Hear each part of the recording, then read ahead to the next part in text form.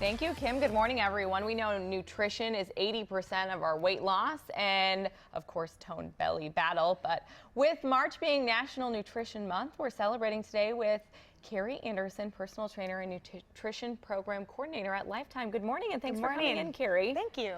So we are kind of talking about just some food myths that people need to know about. And for people who are looking to eat a little healthier, you brought in some great ideas. Yes.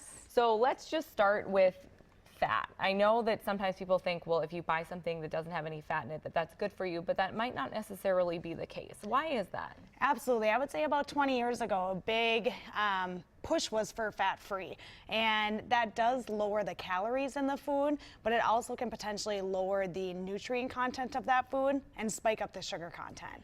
So what would be your recommendations, maybe if you're buying milk or yogurt or eating some type of dairy, what is the right fat content? Yeah, that's a great question. Whenever shopping for any product, I usually coach my clients to first look at the ingredient list and then look at the nutrient profile. That can really tell a lot about an item. For example, when we're looking at just a milk versus the new Fairlife milk, you can look at how much more protein it has in it, how much less sugar, even though the fat content can be very comparable. And we were kind of joking, this is one serving of cereal. Yes, isn't that sad? That's really small. Most people are going to consume about 3 or 4 times that amount, and just in this one serving is 10 grams of sugar. Wow. So I think about that too, because when you look at a serving size when you're going through the checkout line or when you're in the grocery store, sometimes the serving size is a little bit deceiving. Absolutely. So is that something that you tell your clients to look at when they're looking at various, maybe it's a granola bar they're picking out or yogurt or whatever it may be that they're looking at? I think it's a really good habit to fully document 1 or 2 days of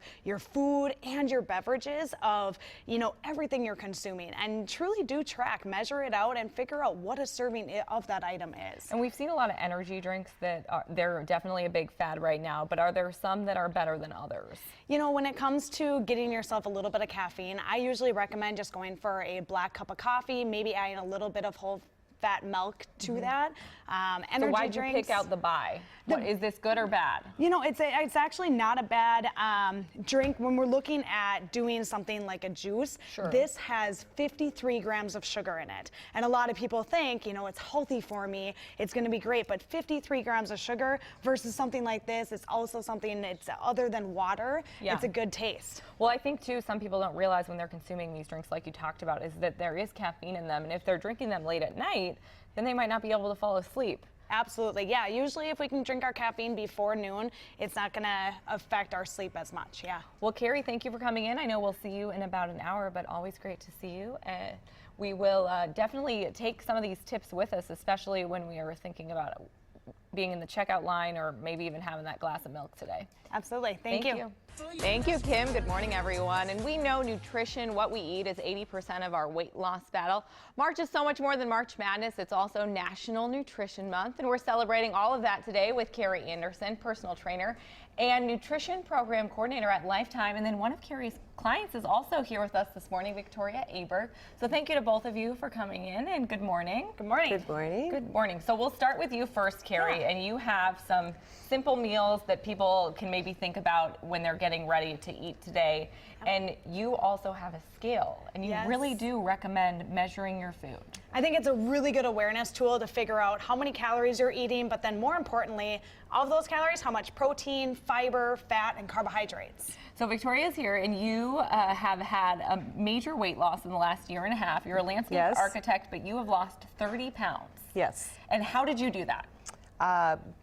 Basically by measuring, weighing everything that I eat, and I have a plan given to me by Keri, who I chose to work with about a year and a half ago. So was it intimidating at first for you, Victoria? It's not intimidating, but it's time consuming because I had no knowledge of food.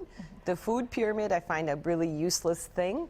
And so as I went to chart my foods and plug it into an application, I got an awareness of the realities of what a serving size is and the benefit of that food. And Keri, what kind of conversations do you have with your clients, or maybe for someone who is watching, if they're looking to start something like this or maybe change their diet? Yeah, the biggest thing is the higher the quality of your food, the higher the quantity can be. So a lot of people think they have to eat a lot less. You just have to eat a lot more nutrient dense. So the biggest thing is, one, awareness, but then making sure that your food is packed full of nutrients, fiber, and protein. So is it less about calorie counting and more about the foods that you're actually eating? Calories still do matter, but yeah, the nutrient density of those calories makes a huge difference on how you look, how you feel, and how you prefer.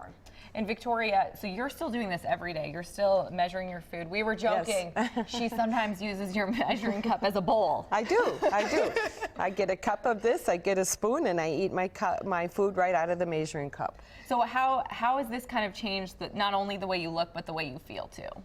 Oh, I couldn't be happier, stronger, or healthier. It's so much nicer. Well, you look great, and Thank you. we appreciate both of you coming in today. This is really helpful advice, and I mean, it's amazing. You can do more than just measure your coffee with that scale, Jason. I know you use it for measuring your coffee. That's right. Measure the coffee, measure the water. Are you telling me I have to measure my food too? Well, I'm not telling you have to, but you know, it's a good idea. It's very instructive. Yeah. Like, we've tried to teach our kids about serving sizes, especially with snacks. So after school, they want snacks, right? They're starving. Sure. So we're like, okay, but you have to do the serving size. And sometimes you're like, oh, it's here's 4 almonds. 8 pretzels or Yes. 22 Cheez-Its eye-opening. or whatever. But it's, Sometimes I don't like to look at the serving size and just eat as many Thin Mints out of the box at my desk like I did. Yeah. Yeah, I think the serving size is one box. Yeah, that's what I thought. That's great. Done. Got my serving size for the day.